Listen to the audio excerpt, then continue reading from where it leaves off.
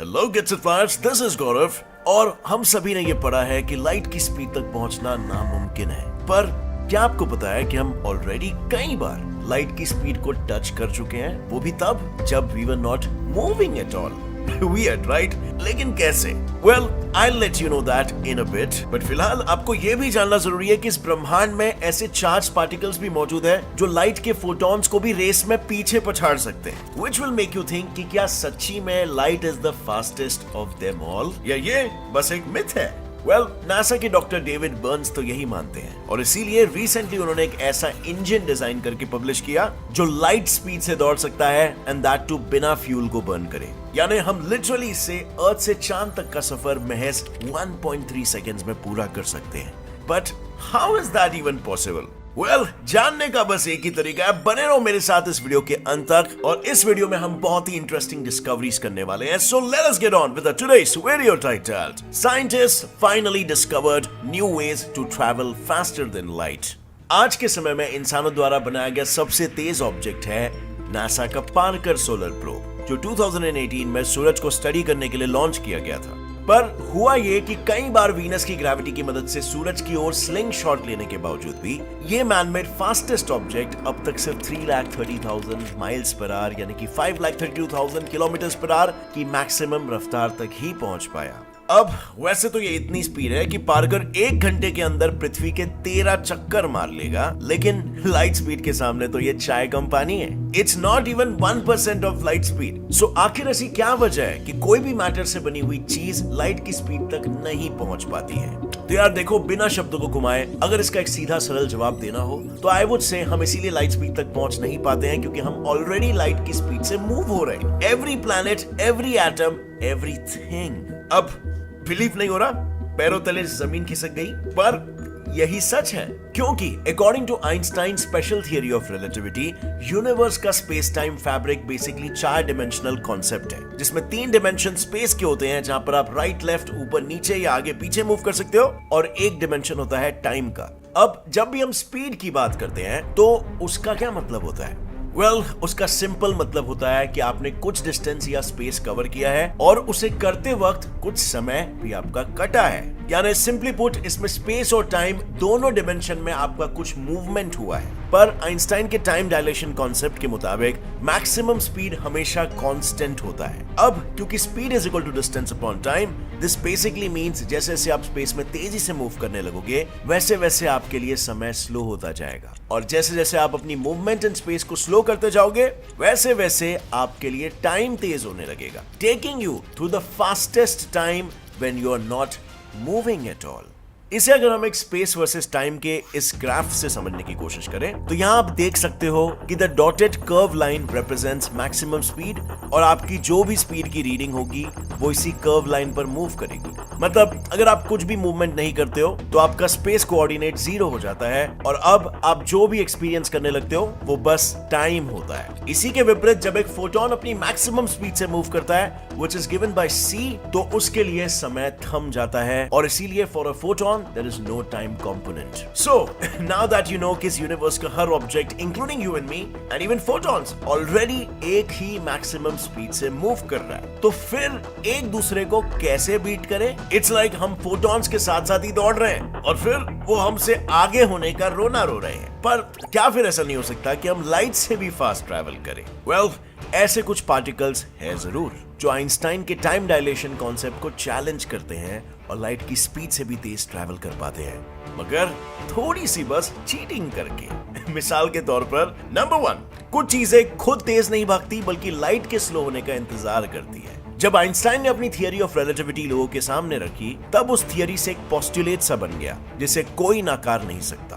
ब्रह्मांड में हर चीज ज्यादा से ज्यादा सिर्फ लाइट स्पीड तक ही तेज जा सकती है, और उसमें भी उन पार्टिकल्स को मासलेस होना पड़ेगा, which is impossible for any matter। और इसीलिए हर मास से लेस चीज सिर्फ लाइट स्पीड के करीब तक ही पहुंच सकती है, उसे पछाड़ नहीं सकती। फॉर इंस्टेंस, लाइट की स्पीड होती है 29,97,92,458 मीटर्स पर सेकेंड, लेकिन हम किसी प्रोटॉन को लार्ज हैड्रॉन कोलाइडर से भी एक्सेलरेट करें, तब भी वो सिर्फ 29,97,92,455 मीटर्स पर सेकेंड तक ही पहुंच सकता है, which is still 3 meters per second below the light speed. Interesting, right? Well, interesting तो है, मगर ये आधी इंफॉर्मेशन है, क्योंकि आइंस्टाइन ने तो ये बताया ही नहीं कि all of this is only true in vacuum of purely empty space. अगर किसी भी तरह के डेंस मीडियम में से लाइट को ट्रैवल करना पड़ गया तो ये रूल पूरी तरह से कोलैप्स हो जाता है, क्योंकि air, water, glass, acrylic etcetera जैसी कई चीजों से पास होते वक्त लाइट काफी बुरी तरीके से हार जाता है और कई ऑर्डिनरी चार्ज पार्टिकल्स उससे आगे निकल जाते हैं। मिसाल के तौर पर न्यूक्लियर पावर प्लांट से निकलने वाले हार्मफुल चार्ज पार्टिकल्स को रोकने के लिए इन पावर प्लांट्स के रिएक्टर्स के इर्द गिर्द पानी भरकर रखा जाता है और ये चार्ज पार्टिकल्स पानी से गुजरते वक्त उसके मॉलिक्यूल्स के साथ टकराते हुए जाते हैं, जिससे उनकी एनर्जी ब्लू रंग के रूप में आसपास के एनवायरनमेंट पर रिलीज होने लगती है और चार्ज्ड पार्टिकल्स खुद स्लो हो जाते हैं। इसे शेरेनकोव लाइट रेडिएशंस भी कहा जाता है। But do you know what's the most interesting part over here?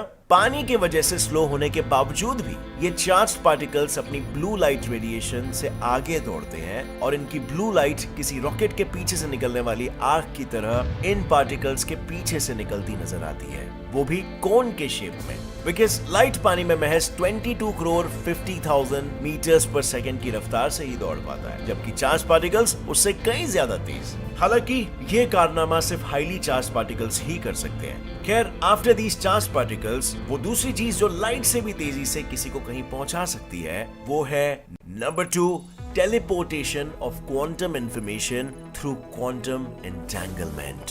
अब फ्रेंड्स, मैंने अपने कई वीडियोस में पहले भी इसके बारे में बात की है। एल्बर्ट आइंस्टाइन के अनुसार इस ब्रह्मांड में ऐसे कई पार्टिकल्स होते हैं जो इन्फिनिट दूरी होने के बावजूद भी एक दूसरे से इस तरह जुड़े होते हैं कि अगर आप एक के साथ छेड़खानी करो तो दूसरा पार्टिकल भी इफेक्ट होगा। मच लाइक अ फैक्स मशीन, जिसमें आप यहाँ टाइप करके कुछ भेजते हो और वो रिसीवर मशीन के पेपर पर छप जाता है। इसे क्वांटम एंटेंगलमेंट कहते हैं, जिसमें साइंटिस्टों को बस इतना करना होता है कि पहले एक पार्टिकल ए को लेना होता है और फिर उसे डेस्टिनेशन स्थान के एक पार्टिकल यानी कि पार्टिकल बी के साथ एंटेंगल या कनेक्ट करना होता है और फिर फाइनली अपने हर एक एटॉमिक पार्टिकल को पार्टिकल ए पर छाप देना होता है। अब जैसे जैसे हमारी एटॉमिक इंफॉर्मेशन पार्टिकल ए पर प्रिंट होती जाएगी, वैसे वैसे वही इंफॉर्मेशन पार्टिकल बी पर भी प्रिंट होती चली जाएगी, जिससे आप डेस्टिनेशन स्थान पर फॉर्म होने लगोगे और इवेंचुअली पार्टिकल बी खुद गायब हो जाएगा, क्योंकि पार्टिकल ए ने आपको जब खुद पर टाइप किया था तब उसकी खुद की and thereby particle B की individual identity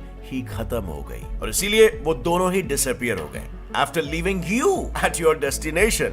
mind blowing, right? But mind you, ये आपको एक झटके में कहीं पे भी पहुंचा सकता है और फर्क नहीं पड़ता कि डिस्टेंस कितना भी हो। Basically this will make you travel much faster than light. And no, ये बस एक थियरी नहीं है। साल 1993 में Australian mathematician R Jozsa, Israeli physicist A Peres और American physicist W K Wootters, इन्होंने पहली बार ऐसे डुअल कम्युनिकेशन मेथड का इस्तेमाल करके क्वांटम इंफॉर्मेशन को सेंड और रिसीव करके दिखाया, जिसके बाद साल 1997 में सैंडू पॉपेस्को और एंटम ज़िलिंगर ने तो इस मेथड की मदद से फोटॉन्स, एटम्स और इलेक्ट्रॉन्स को भी सक्सेसफुली टेलीपोर्ट करके दिखाया। But There's again a problem. इस मेथड में एक इंसान को टेलीपोर्ट करने के लिए आपको उसके हर एक सिंगल एटम की इंफॉर्मेशन को क्वांटम एंटेंगल्ड पार्टिकल्स पर कॉपी करना होगा, जिसमें अगर थोड़ी सी भी ऊंच नीच हुई तो आपका वो पार्टिकल हमेशा के लिए डिसइंटीग्रेट हो जाएगा। Sounds so much like a futuristic problem, right? But I'm pretty sure हम इससे भी डील कर लेंगे। And just imagine फ्यूचर में अब यहाँ से किसी भी ग्रह में सीधा टेलीपोर्ट होके पहुंच सकते हो। How brilliant it would be, right? Number 3, using expansion of the universe. हम सभी जानते हैं कि हमारे यूनिवर्स का जन्म आज से अराउंड 13.7 बिलियन ईयर्स पहले हुआ था। पर at the same time Hubble telescope से मिले डेटा से साइंटिस्ट ने यह भी ढूंढ निकाला है कि universe approximately 94 billion light years चौड़ा है। अब सवाल यह आता है कि ये हुआ कैसे? 13.7 बिलियन साल पहले बना यूनिवर्स ऑलमोस्ट 7 गुना ज्यादा बड़ा कैसे हो गया? वो भी तब जब अकॉर्डिंग टू आइंस्टाइन कोई भी ऑब्जेक्ट लाइट स्पीड से तेज नहीं दौड़ सकता। वेल, इसका सीधा सीधा जवाब है expansion of space between the celestial objects. यानी जैसे मैंने अपनी पिछली वीडियो में आपको बताया था, imagine universe as a loaf of fruity bread, जिसमें सारे फ्रूट जेलीज गैलेक्सीज है और उनके बीच की जगह द एम्प्टी स्पेस। अब जब आप इस ब्रेड को बेक करोगे तो ब्रेड फूलने लगेगा और जेलीज के बीच की स्पेस इंक्रीज होने लगेगी, ना कि गैलेक्सीज खुद ट्रैवल करके। मतलब जेलीज तो अपने आप एक दूसरे से दूर ट्रैवल नहीं कर रहे, ब्रेड ही फूल रहा है, स्पेस फूल रहा है। और इसका मतलब ये हो गया, अगर हम स्पेस टाइम फैब्रिक को मैनिपुलेट करना सीख गए तो travelling faster than light would be definitely possible. तो क्या ये हमारे लिए एक उम्मीद की किरण बन सकती है? और क्या साइंटिस्ट इसी के बेसिस पर नए आधुनिक इंजन्स बनाने की कोशिश कर रहे हैं? Well, kind of. Actually NASA और दुनिया भर के अलग अलग साइंटिस्ट दो तरह के टेक्निक्स पर वर्क कर रहे हैं, जिसमें से पहला है द वार्प ड्राइव। इस टेक्निक में साइंटिस्ट ने थियराइज किया है कि अगर हम स्पेस टाइम फैब्रिक में अपनी स्पेसशिप के आगे के रीजन को कॉन्ट्रैक्ट कर दे और फिर उसके पीछे के रीजन को स्प्रेड आउट कर दे, तो हम वर्चुअली लाइट स्पीड से भी तेज ट्रैवल कर सकते हैं। बिकॉज़ सी, अगर हम ध्यान से इस बारे में सोचें तो टेक्निकली इससे आइंस्टाइन के स्पेशल रिलेटिविटी का सिद्धांत भी वायलेट नहीं हो रहा है। We are not traveling through space faster than the speed of light. We are traveling with space faster than the speed of light.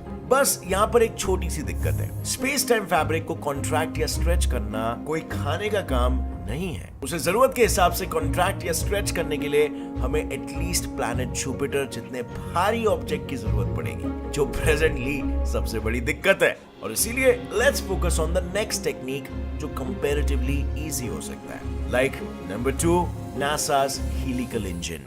Recently NASA के मार्शल स्पेस फ्लाइट सेंटर में काम करने वाले साइंटिस्ट डॉक्टर डेविड बर्न्स ने एक paper publish किया है, जिसमें उन्होंने एक ऐसी तेज तरार इंजन को सक्सेसफुली डिजाइन करने का दावा किया है जो लाइट स्पीड के ऑलमोस्ट 95.05% की रफ्तार से दौड़ सकती है, वो भी बिना किसी तरह के रॉकेट फ्यूल से।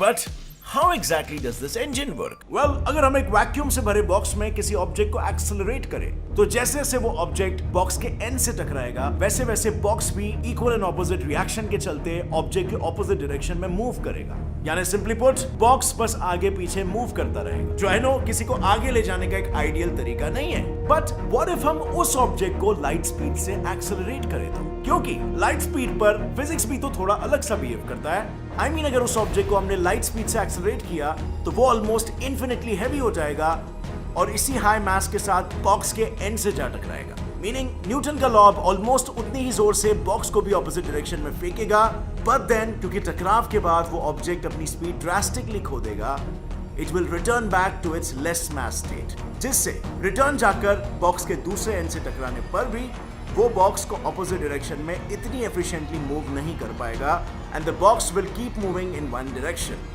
Isn't that interesting? Well, कुछ ऐसे ही काम करता है डॉक्टर बर्न्स का लाइट स्पीड हेलिकल इंजन। पर इतनी तेजी से अगर स्पेस में बढ़े तो इससे हमें किन किन दिक्कतों का सामना करना पड़ेगा? बिकॉज इस स्पीड से अगर आप किसी भी मैटर को इवन टच भी कर दिए, इतना बड़ा धमाका होगा कि उस कोलिजन में आपका स्पेसक्राफ्ट तुरंत नस्तानाबूद हो जाएगा। और क्योंकि आप ऑलमोस्ट लाइट की स्पीड से ही खुद भाग रहे हो, तो अगर आप किसी कम्युनिकेशन डिवाइस का यूज करते हो जो रेडियो वेव्स या माइक्रोवेव्स यूज करके आप तक इंफॉर्मेशन पहुंचाता है, तो उन वेव्स की स्पीड भी तो आपसे कुछ खास ज्यादा नहीं होगी। और इसीलिए आप कम्युनिकेट कैसे कर पाओगे कि आपके आगे खतरा है? बिकॉज आपके कम्युनिकेशन वेव्स की ही स्पीड से तो आप आगे बढ़ रहे हो।